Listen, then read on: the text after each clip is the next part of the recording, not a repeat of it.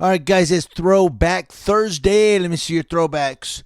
I do have an editorial for you, and it's going to be a little late coming this morning because I have a staff meeting early, but I'm going to do this editorial, then I'm going to edit it all together for you and put it up. It's really lengthy this morning, not me, but the editorial or the story is very lengthy. I'm going to give you a portion of it and put the link to the whole thing in the description box below. If you have time, it's worth reading. And as always, I want to hear your comments in the comment section below.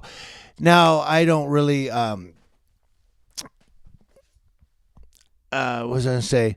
If any of you ever get offended by me, you know what? I'm going to give you an apology right now and move on. This train moves forward. I don't have time to look back.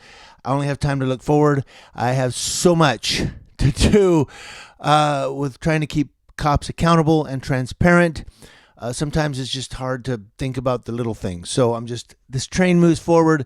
So here's my apology. If you ever get offended, kind of like Heidi, Frosty, and Frank here in LA on the radio, they always apologize at the end. We apologize to Pepsi and Coca-Cola and da-da-da. And I apologize to all of you right now that get offended by my videos. And we move on. We're going to Brooklyn. The Magnificent Seven is a movie. Brooklyn Nine-Nine is a TV show. In my editorial, we're going to marry the two. Brooklyn Nine-Nine's Magnificent Seven. Thank you to the New York Times for this story. New York Times, thank you for bringing us this story that we're going to do an editorial on right now. One officer made inconceivable lapses during an investigation. She and the others are now barred from testifying by Brooklyn's district attorney. And this story is why 7 of those officers in Brooklyn have been blacklisted. One detective conducted such sloppy eyewitness identification procedures that a judge called the lapses inconceivable. Inconceivable. Another officer was charged with taking a 14-year-old boy he had arrested on a minor charge to a Staten Island marsh and stranding him there. What movie, guys? When I tell you to bury a man in the marsh, you bury him in the marsh. Not John Hancock, where some guy from John Hancock goes to get a blowjob. Don't laugh. This ain't reality TV. Okay, I had to throw that out there. What movie? But it's just inconceivable that this would happen. A third was once suspended from the force for steroid use and had posted on social media that he was watching Training Day, a movie about police corruption to brush up on proper police procedure. Really? The 3 officers appear on a blacklist made public for the first time by this week by the Brooklyn District Attorney Eric Gonzalez, who says he will no longer call them as witnesses because he has determined they are not credible. By releasing the list to the public, the Brooklyn District Attorney has made it nearly impossible for the officers to do ordinary investigations or make arrests in the borough. The move goes beyond what other district attorneys in the city have done to deal with officers with credibility problems. Now, the decision to release the names takes place against the backdrop of a national debate over whether prosecutors should do more to sideline such officers with credibility problems. I'm kind of skipping here. Defense lawyers and police reform activists have pushed prosecutors not only to keep lists of problematic officers, but in some cases to make these lists public, arguing they are an effective tool for sidelining dishonest or inept police officers. Yeah, if they're dishonest, do we want them testifying in a court case? Mr. Eric Gonzalez said he was releasing his list of 7 officers to reporters in the name of transparency and to improve faith in the criminal justice system. Most of the officers have been either transferred to other boroughs or taken off enforcement jobs, he said. Mr. Gonzalez said, quote, they aren't making arrests in Brooklyn. He added that officers on the list won't be used as a sole witness in case because of various other encounters we've had with them over the years relating to their credibility. The police department, NYPD, declined to answer questions about the credibility of officers on the list. Of course they did. The police departments will never, almost never, let you know about the credibility of one of their officers because they don't want to mar their own department. Defense lawyers have long argued that secretive disciplinary proceedings and union rules protecting officers from dismissal raise questions about the ability of police departments to rein in misconduct. Jumping here,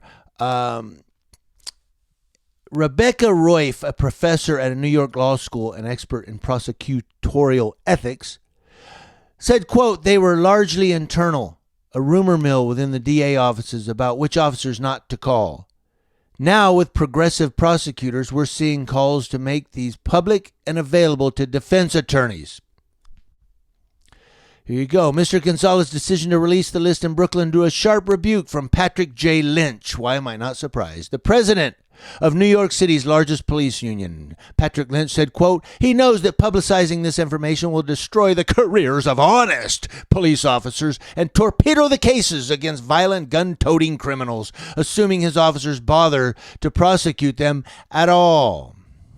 Why, according to this Patrick Lynch guy, is every cop that wears a badge and wears a uniform an honest, hard-working, crime fighter against gun-toting criminals?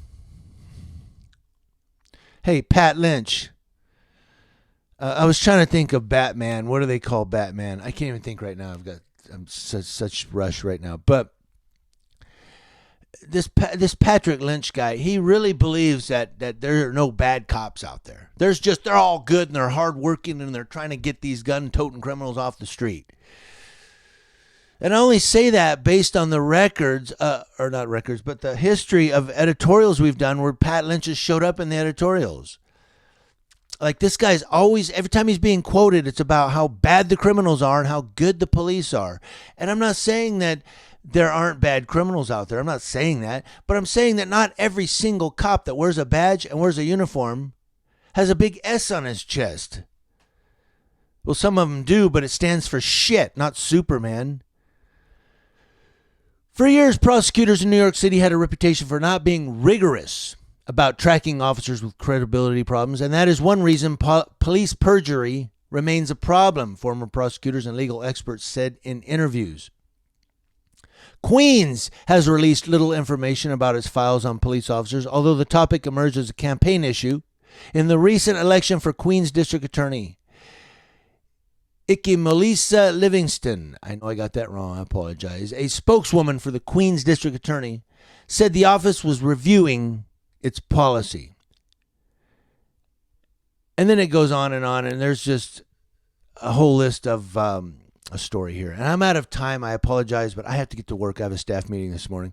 But I wanted to bring this to you guys, Brooklyn's Magnificent Seven. And to sum it up here, that District Attorney Eric Gonzalez has released a list of these officers that he says we will not call them. They have credibility issues. And everybody's up in a roar. Everybody's, hands are up in the air. And they're like, what the hell are you doing? You're ruining the NYPD. Now people are going to think NYPD has bad cops. Now they're going to think they have credibility issues. Now they're going to think that NYPD cops are committing perjury. Well, aren't they?